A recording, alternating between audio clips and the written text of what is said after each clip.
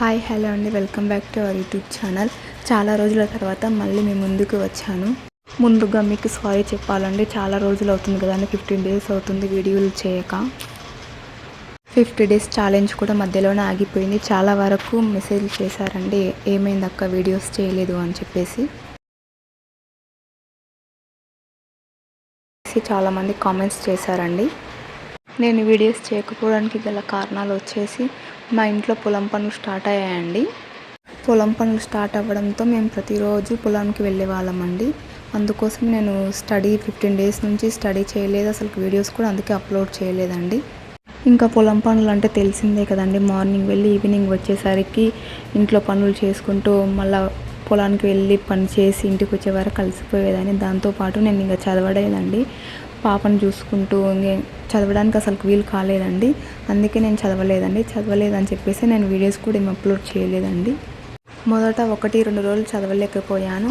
రేపు చదువుదాం అనుకుంటూ అలా 15 డేస్ గడిచిపోయాయండి. దాదాపు 15 డేస్ అవుతుందండి నేను ఒక్క పేజీ కూడా చదవలేదు, అసలు బుక్స్ ఓపెన్ చేయలేదు, వీడియోస్ కూడా చేయలేదండి. మొదట్లో చాలా బాధ అనిపించింది, 50 డేస్ ఛాలెంజ్ కూడా మధ్యలోనే ఆగిపోయిందని చెప్పేసి. ఇప్పుడు మళ్ళీ 50 డేస్ ఛాలెంజ్ మొదలు పెడదాం అనుకుంటున్నా, కానీ ఏమనుకుంటారో అని చెప్పేసి మళ్ళీ అలా కూడా ఆలోచిస్తున్నాను. కానీ ఒక విషయం నాకు అర్థమైంది, ఇలాంటి బ్రేక్స్ నాకే కాదు చాలామందికి వచ్చే ఉంటాయని చెప్పేసి. ముఖ్యంగా గవర్నమెంట్ జాబ్స్కి ప్రిపేర్ అయ్యే వాళ్ళకి, ఇంటి బాధ్యత ఉన్న వాళ్ళకి, పెళ్ళైన వాళ్ళకి, ఇంటిని పిల్లల్ని చూసుకునే వాళ్ళకి ఇలాంటివి తప్పవని అర్థమైంది.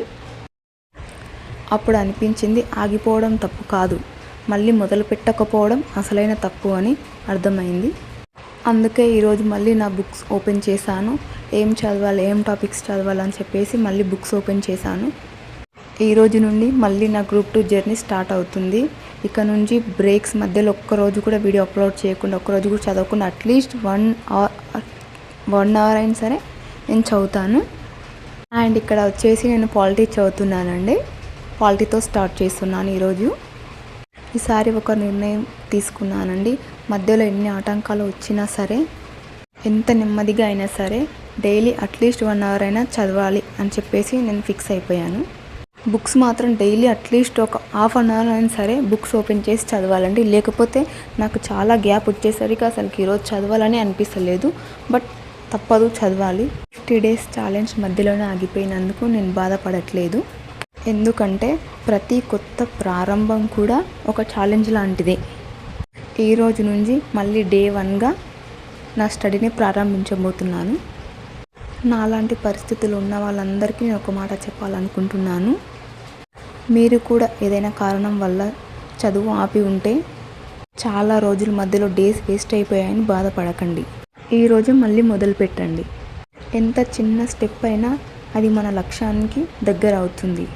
ఇక నుంచి ఈ ఛానల్లో డైలీ నా స్టడీ వ్లాగ్స్ వస్తాయండి. నా గ్రూప్ 2 జర్నీ మీతో షేర్ చేసుకుంటాను. నేను ఫేస్ చేస్తున్న బాధలు, కష్టాలు అన్నీ మీతో నిజాయితీగా పంచుకుంటాను.